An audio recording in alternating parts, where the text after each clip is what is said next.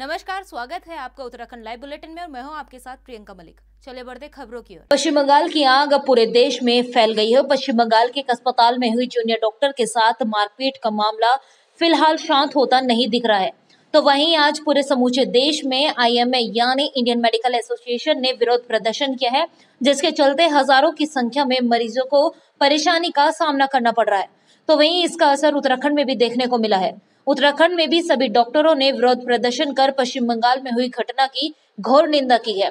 वहीं उधम सिंह नगर के गदरपुर सामुदायिक स्वास्थ्य केंद्र में तैनात चिकित्सकों ने काली पट्टी बांधकर विरोध जताया।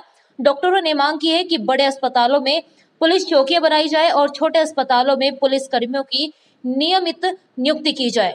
ये हमारे डॉक्टर बंधुओं के साथ जो बंगाल में अलोकतांत्रिक तरीके से उनकी मांगों को पूरा न करने का जो फैसला किया गया है ममता सरकार के द्वारा, वो वहाँ के डॉक्टर या कहीं के भी डॉक्टरों पे आए दिन हमले होते रहते हैं। ये सबसे सॉफ्ट टारगेट हो गया है एक डॉक्टर। कभी भी आओ पीट कर चले जाओ। तो उसे रोकने के लिए, उस हिंसा को रोकने के लिए वहाँ के डॉक्टरों ने डिमांड की थी कि पुलिस चौकी खुलनी चाहिए, सुरक्षा व्यवस्था होनी चाहिए। तो उन पे बंगाल की सरकार ने लाठीचार्ज करके उस डिमांड को पूरा भी नहीं किया, उल्टे लाठीचार्ज किया। उसके विरोध में उत्तराखंड के सारे डॉक्टर आज प्रदेश में काली पट्टी बांधकर काम कर रहे हैं, उसका विरोध प्रदर्शन कर रहे हैं। गदरपुर से MP सिंह की रिपोर्ट। 2021 में लगने वाले महाकुंभ को सफल बनाने के लिए अभी से तैयारियां शुरू हो गई है।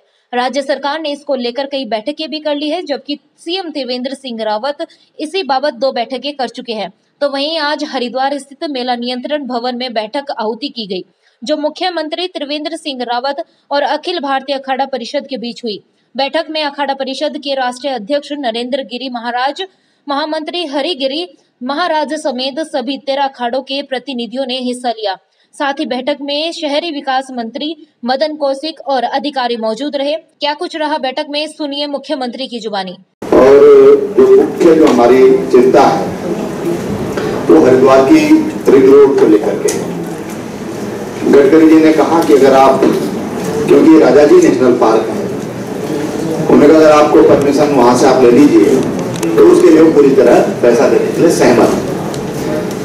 और जो बाकी रिंग रोड जो हमारी बनती है उसकी DPR का टेंडर हो चुका है और हमारी कोशिश है कि कुंभ तक का काम, हालांकि बहुत बड़ा है, बहुत चुनौतीपूर्ण है। गंगा जी पर लगभग मेरे ख्याल से 3 किलोमीटर लंबाई ब्रिज होगा, काफी समय लगेगा, लेकिन कोशिश करेंगे कि ये ब्रिज बन जाए। जो भूमि की बात है, जो 3 अग्नि अखाड़े हैं, तो उत्तर प्रदेश शासन के लिए हम उसके लिए बहुत जल्दी उसके लिए पत्र लिख देंगे और हम भी बातचीत करेंगे। मैंने योगी जी को भी धन आमंत्रित करूंगा और मैं चाहूंगा कि आप लोग भी अपने दृष्टि से प्रयास करेंगे।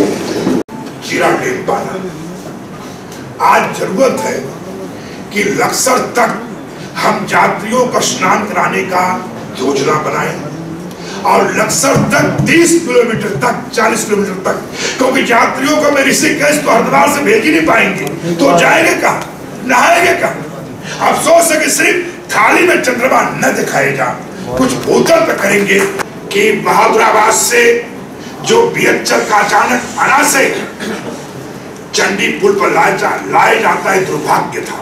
उस दिन भी मैंने आपसे प्रार्थना किया था और लिख के भी दिया था। इसलिए मनसा देवी के पीछे से एक रोड प्रशस्त किया जा, चाहे टेंडर निकाला जा, चाहे कुछ किया जा, आपके लिए कुछ भी असंभव नहीं है। हरिद्वार से विकास कुमार की रिपोर्ट। यहाँ वक्त हो चले छोटे से ब्रेक का, बने रही नेशन वन के साथ। इस कार्यक्रम के प्रायोजक हैं सुमेरु इंफ्रास्ट्रक्चर्स। ब्रेक के बाद एक बार फिर स्वागत है। चले बढ़ते अगली खबर की ओर। लंबे अरसे के बाद एक बार फिर भाजपा प्रदेश मुख्यालय में जनता दर्शन कार्यक्रम का शुरुआत की गई। इसकी शुरुआत सूबे के शिक्षा व पंचायती राज मंत्री अरविंद पांडे ने की। इस मौके पर भाजपा प्रदेश कार्यालय पर अपनी समस्याओं के निदान के लिए सैकड़ों लोग पहुंचे। हालांकि इस अवसर पर लोगों को समस्याओं के निदान के लिए कैबिनेट मंत्री अरविंद पांडे द्वारा आश्वस्त किया गया और जल्द समस्या निपटाने की बात मंत्री द्वारा कही गई। देहरादून से सुनील राज की रिपोर्ट। पेड़ कटान से बुद्धिजीवी व पर्यावरण प्रेमी खासी चिंता में हैं, जिसको लेकर वे समय समय पर लोगों को जागरूक करते रहते हैं। तो वहीं हल्द्वानी की एक संस्था SRI ने शहर को प्रदूषण मुक्त बनाने का दावा किया है। संस्था की अध्यक्षा ने कहा कि पेड़ों को काटकर फैक्ट्रियों का निर्माण किया जा रहा है, जिससे दिन प्रतिदिन प्रदूषण बढ़ता जा रहा है। उन्होंने कहा कि लोगों को गुलमोहर के वृक्ष लगाने के लिए प्रेरित किया जाता है। तनुजा जोशी बताती है कि यह वृक्ष बहुत लाभदायक होता है और न ही इससे फर्नीचर बनता है। उन्होंने कहा कि गुलमोहर पेड़ मधुमेह की दवाई को बनाने में काम आता है। साथ ही उन्होंने कहा कि पतझड़ के मौसम में ये पेड़। अपनी बात को आगे बढ़ाते हुए उन्होंने कहा कि हमारी संस्था हर वर्ष 17 जून को गुलमोहर को एक दिवस के रूप में मनाती है। सर, जब हम लोग दिल्ली से हल्द्वानी की तरफ आते हैं तो पहले ये देखा था कि काफी पेड़ काट दिए गए हैं सड़कें बनाने के लिए। फिर ये सोचा कि इन पेड़ों को कटने से इन लोगों को फायदा भी होता है, इसलिए भी काटे जाते हैं। तो गुलमोहर का पेड़ सॉफ्ट वुड होता है, इसका फर्नीचर वगैरह नहीं बनता है।